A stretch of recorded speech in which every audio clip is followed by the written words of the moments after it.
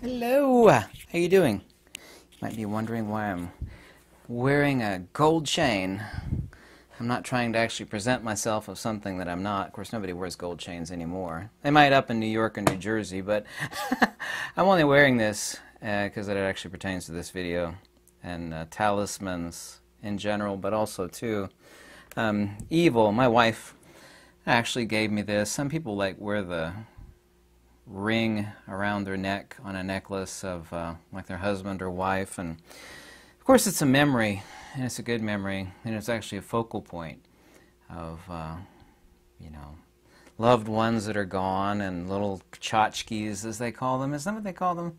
We don't use that word here in the South, but I've heard a lot of people up in the Northeast refer to them as tchotchkes, of like grandfather and so forth, you know, grandmother. And I got some of those in the back. My grandfather was a colonel in the Army, and he had these beer steins that he bought while he was in Germany in World War II, and I grew up always seeing those. So when he passed away, they asked me, you know, what in the house do you want? And most, of course, everything went to his children, but I wanted those, and of course, every time I see them, I think of him. Some places, of course, are imbued with trauma. There's the dark side of that, too. It is amazing, actually, how hyper-rational true metaphysics is. It's not, doesn't require belief, or doesn't require blind faith, and, you know, it's not guilty of the countless sins and atrocities that religions are, of course, guilty of. And I'm not going after any religion. I'm not interested in discussing that topic. This is another one my wife gave me. Actually, my other grandfather taught me how to dowse when I was really young. This is solid silver. This belonged to my wife, and I can't demonstrate it here. I mean, if you saw it, you wouldn't believe it. You just think that I was moving it. But I can actually close my eyes and actually find either a battery or a energy field, like a power cable. I could actually close my eyes, and if I didn't know a power cable was over here, which it is, you actually feel this tug and pull. So I can actually find energy and batteries. That superficially, of course, makes most people roll their eyes if you didn't grow up being taught how to dowse. But lots of government officials for finding water lines and gas lines actually do dowsing. You can confirm that. Did you know they had a TV show about this? It's called Backyard Oil, I believe. It's not on anymore. It's about oil wildcatting. And these people are basically, you know, husband and wife or very small family teams. And to drill for oil is extremely expensive. So you can go completely bankrupt, and your business could go bankrupt overnight if you're drilling dry holes. And there's not a single successful wildcatter, not a single one, that doesn't use a professional dowser. Did you know that? Isn't that interesting? Anyway, some places are imbued, of course, with trauma. I've been in places like that when you actually walk through the portal. I mean, you feel depressed, just like electrostatic charging, which, of course, the soul is compound, complex ether modality. You can actually imbue objects as well. If you follow or believe in any religious text, now I'm not actually, you know, bring up religious texts, any part of countless religious texts, including the Old Testament and the New Testament. You know, the idea of idol worship is not merely superficial in the worship of evil, but these objects are actually imbued with energies. Not that they, of course, come alive or anything, but they actually have their own type of power. And, of course, this is, you know, 99 times out of 100 a bad thing. So, yes, you can actually imbue objects. Objective worship is actually ingrained into the metaphysical substrate, and I'm not going to say psychology, I'm saying metaphysical substrate of human beings. And by beings, I don't mean the psychophysical being, which of course is necessitatedly the case, but primordial agnosis. Whether it doesn't matter if it's Greek, Sanskrit, or Pali, or the word is avidya, or avidya, or agnosis, it doesn't make any difference. This is ingrained into humanity at every level, pre-embodiment and as an embodied psychophysical living soul. And of course, life itself is the consubstantiality of matter and spirit. So we have all these countless evil talismans, and human beings want to worship objective materiality. If you're Judeo-Christian believer in of Moses. I mean, they witnessed countless true miracles. Whether you think that's true or not, I don't really care. But these people that witnessed all of these things, soon after the absence for a brief period of time of Moses, created a golden calf. The human, people could say that's a story. You could say the miracles did or didn't happen, which I don't care. But that's 100% undeniable metaphysics about existential human beings, is their desire to create these talismans. The only reason I wear this necklace is not to impress anybody. This gold necklace. When I wear it, I think of my late wife. She actually gave me this as a birthday gift like 14 years ago, I believe. But there's all these evil talismans in the world, and human beings sublimate themselves to these things. And evil people use these talismans to sublimate others. Someone might wave whatever patriotic flag to bring up the innate metaphysics within people, like the American flag. I don't care what you think about America one way or another. Wave the flag, for God and country, hey, look at the waving the flag. To get certain people to do things that they normally would not do. The Ark, even everybody's seen the old Indiana Jones. I mean, I know it's a fake movie. You could say, well, the Ark of the Covenant in the first Indiana Jones movie, it's just that's crazy. I don't care what people think, but there's talking about carrying this talisman of power before. You say, well, it had any power, it did not have any power. There probably was a true Ark of the Covenant.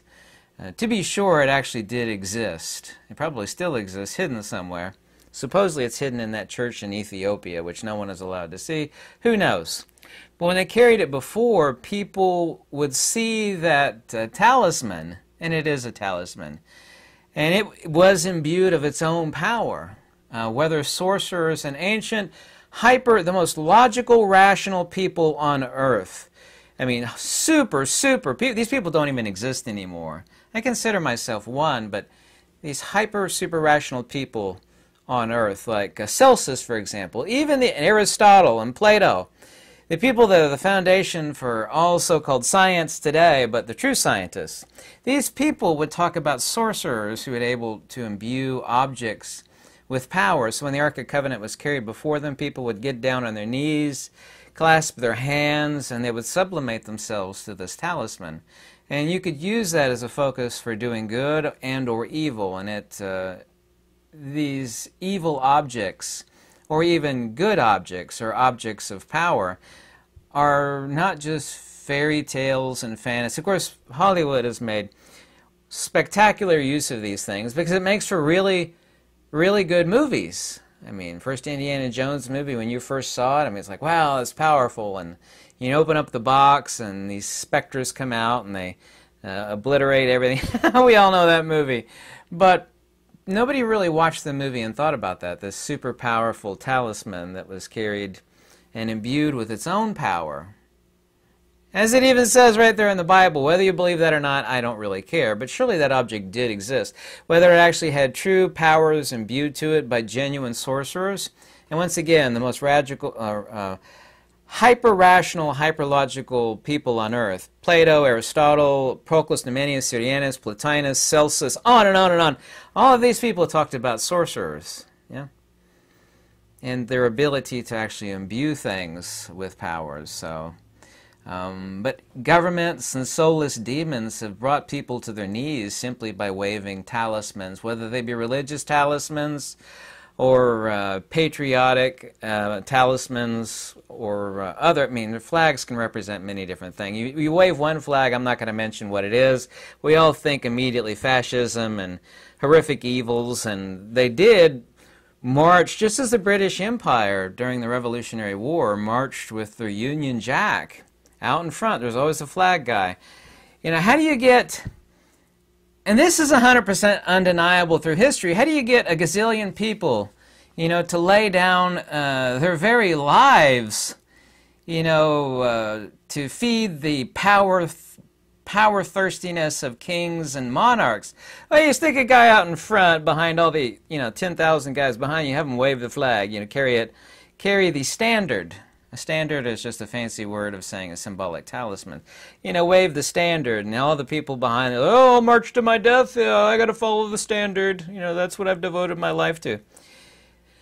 There is a metaphysical power there. It's like, well, there's no power there. They're just waving a flag. It's just a piece of fabric. This is true. This reminds me, and this is so funny, and it shows the incredible stupidity of humanity. I've told people endlessly how incredibly evil it is to mess. It's like, a rooster sticking his head in a lawnmower, that kind of dangerous. To play with a Ouija board. Dangerous. Super, super, super dangerous. It's like going down and, making friendships on death row. He's like, I'm going to go down to death row and I'm going to make some friendship with a bunch of people down there. Well, not always. These people would argue with me. It's like, well, that's a piece of pressed cardboard, and the planchette now is made out of injection molded plastic. It's just a piece of cardboard and plastic. I said, you're right. You're right. But when you use it as a focusing mechanism, of course you can make it out of anything. You make the planchette out of this rock, and I could draw on this table here with a Sharpie marker. It's not what it's made of. That's not where the power lies. It's actually a focusing mechanism of the soul for doing things that are extremely unsavory. 9 times out of 10, extremely. This isn't unsavory. Think of this, or like a tchotchke. You think of your grandfather or grandmother or wife or husband. The same thing. This belonged to my wife. She wore this. I think she bought it in India. It's just an upside down arrow. It's made out of solid silver, and you could use it actually as a to find places on maps. You can close your eyes, and it actually is extremely obvious, as I said, because I got brought up how to dowse. Dowsing doesn't necessarily mean using sticks or wires. This is a type of dowsing. Some people, you actually technically don't need it at all. They'll actually use their hands. They'll actually put their hands out. Those are more skilled dowsers, and they're actually able to dowse with their hands. Some people don't even need that. They can just dowse with their mind. They call those clairvoyance and mediums. They call them countless other things. You don't actually need the objects. The objects become a focusing mechanism. Unfortunately, they're objective focusing mechanisms, but all objective materiality, unfortunately ingrained into humanity, is to deify and bring power to something that is objective and by nature evil. This is the actual fundamental secret behind why Plato, Socrates and Plotinus talk about matter being evil. It's like, well, what about a tomato? It can't be evil. People don't understand what Plato and Plotinus meant by saying matter is evil. Go read that section in the Enneads, the section on matter and evil. It's not that, like tomatoes or trees or fuzzy bunny rabbits, those are all evil, of course. It's talking about the principle of matter being the vessel as a point of focus, as a talisman, which is extremely easily corruptible. And, of course, human beings have this ingrained objective desire to worship materiality and phenomena, which, of course, is epiphenomena. It's basically, in the terms of the universe and the galaxy, it's just a super brief fart in the wind that nobody should focus upon, because then it will oppress you. The same thing is true with objects. Well, I like this camera, and I collect cameras, or I collect whatever the hell. Whatever the hell it is you collect. Instead of you possessing all these things that you like to buy and collect and talk about, so on and so, whatever the hell it is, they end up possessing you. How's that possible? It's inanimate matter. How can it possess me? The Annabelle doll, which of course makes for great Hollywood movies, is based upon a true story. That doll, of course, is real. Those teenage girls with their powerful energy, because teenagers and young people have greater energy potentials as opposed to older people. And there's a metaphysics behind that, I'm going to get into it. Possessed and charged that doll, and charged is the correct word. Charged that doll with a power, and it acts as a portal for evil.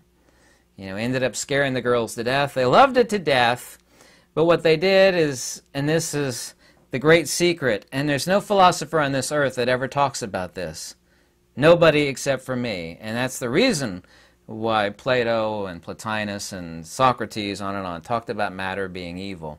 It has an extremely great potentiality for being charged and becoming an evil talisman. So, nothing objective should be made into a talisman of worship. No cross, no church, no bishop, no pope, no guru. No. This is the reason why gurus, by the way, are extremely I'm trying to look for the correct word. Not masochistic, but spiritually masochistic. They are extremely polarized by nature. There is a polarization, because evil people don't have that polarization. There is no disunity in the psychophysicality between matter and spirit of an evil or a typical stupid person. A wise person, however, necessitatively is spiritually polarized. There is a disunity between the transcendent self and the immanent self. The immanent self, of course, being the meat suit, the psychophysical person. Every wise person, every guru is self-tortured. Not literally as, they're cutting on, but they're self-tortured because they're spiritually polarized. Jesus's fight with Satan, and of course that wasn't two individuals. That was the psychophysical meat suit versus the transcendent spiritual person. I don't care if you agree or disagree, but that's the fact. Gautama had the exact same thing between himself and Mara. Well, Mara is the five khandhas, or the psychophysical, so it wasn't a debate between two different... Well, Gautama was having a fight with Mara. Well, the religionists will always say that about Jesus and Satan, and also, too, between Gautama and Mara. Mara is basically just the Pali version of Satan. They're fighting each other, and the guru won. No, it was spiritual polarization between the psychophysical person. This is where talismans become dangerous. If you actually imbue something with power, it can easily become dangerous. So no objective material should be made into a talisman.